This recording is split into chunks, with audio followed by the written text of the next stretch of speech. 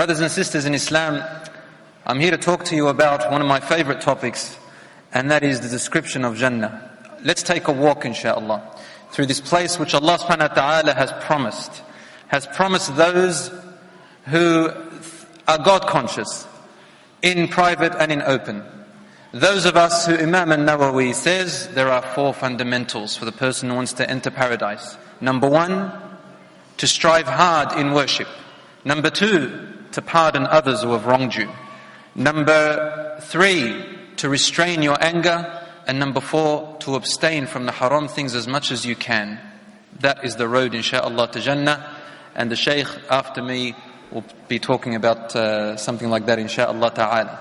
So my brothers and sisters in Islam, I begin with a verse in Surah Ali Imran, where Allah subhanahu wa ta'ala makes a comparison between the world we live in and the world that is next, which He has promised.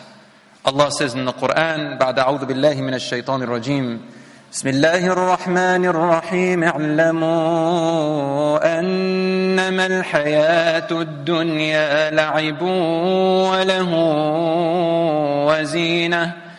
وزينة وتفاخر بينكم وتكاثر في الأموال والأولاد كمثل غيث أعجب الكفار نباته ثم يهيج فتراه مصفرا ثم يكون حطاما وفي الآخرة عذاب شديد ومغفرة من الله ورضوان وما الحياة الدنيا إلا متاع الغرور.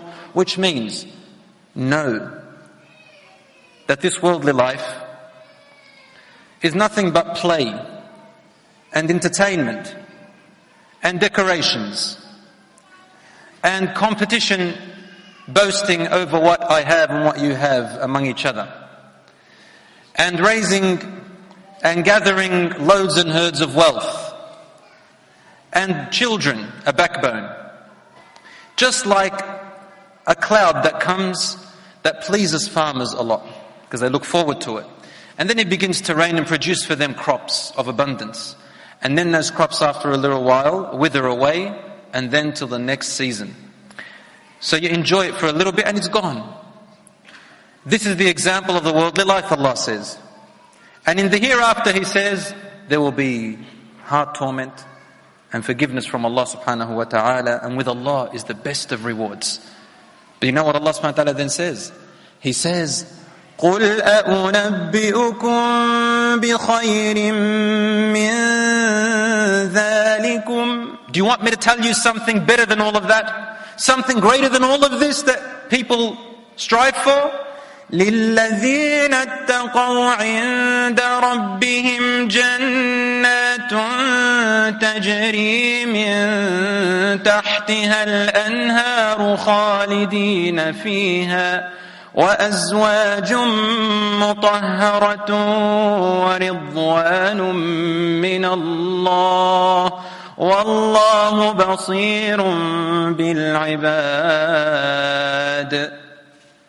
For those who fear Allah subhanahu wa ta'ala and abstain from the things which anger Him, with their Lord are many paradises. Jannat is a plural for Jannah. Jannat is plural for Jannah. Allah subhanahu wa ta'ala has installed many, many gardens for one single person, beneath which rivers flow, and pure, beautiful spouses, and a pleasure from your Lord. And Allah subhanahu wa ta'ala is aware, watching everyone. Brothers and sisters in Islam, you've all heard about paradise, you've all heard about Jannah, and some people think of it as a fantasy. They can't really grasp the reality of it. Let me inshaAllah draw a picture for you and give an analogy and try my best to bring you close to the description of Jannah to the best of my ability.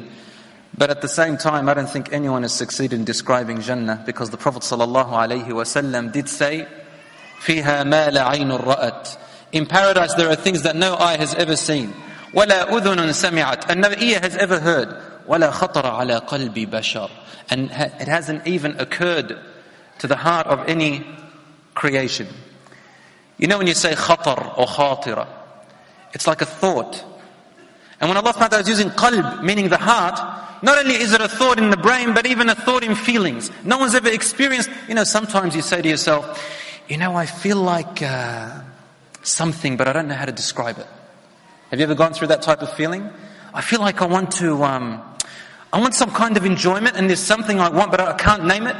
But I feel it, and I wish you could feel what I'm feeling. I wish I could give it a name, but you can't. So Allah says, even that, no one has ever experienced that type of feeling. There are things in Jannah like that, so how can I describe it, subhanAllah? But we can give a little tiny example of what Jannah is like. Brothers and sisters in Islam, since my topic is a walk into Jannah, then let me begin with the verse of the Quran where Allah subhanahu wa ta'ala tells us where that walk begins. Allah says in Surah Al-Zumar, وَسِيقَ الَّذِينَ اتَّقَوْا رَبَّهُمْ إِلَى الْجَنَّةِ زُمَرًا. And so the ones who are pious and God-fearing shall be escorted, line by line, rows by rows, to Jannah. You know why they are rows by rows? Because everybody will be gathered with the ones whom they used to love the most. And according to your deeds, you will be in the front row, or the second row, or third row, or fourth row, and so on and so forth. حتى إذا جاءوها وفتحت أبوابها وقال لهم خزنتها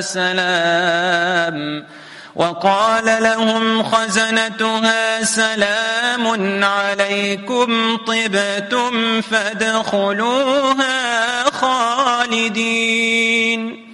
How beautiful is that picture?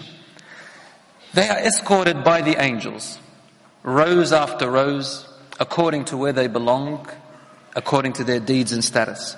And then when they reach it, Allah says, at the doors of Jannah, and the door is opened, the angels who are standing to welcome the people, they say to them the first word. What do you think they say first thing? Peace. Because this is what we're all yearning for. We're yearning for the everlasting comfort of peace in our heart and for the rest of our life, physically, in our feelings, in our ears, with what we see, with how we speak. And that's the first thing the angels say. Salamun alaykum. Peace is all upon you. Tibtum. Oh, how pure and wonderful you are. Fadkhuluha khalidin. Now enter it, everlasting entrance.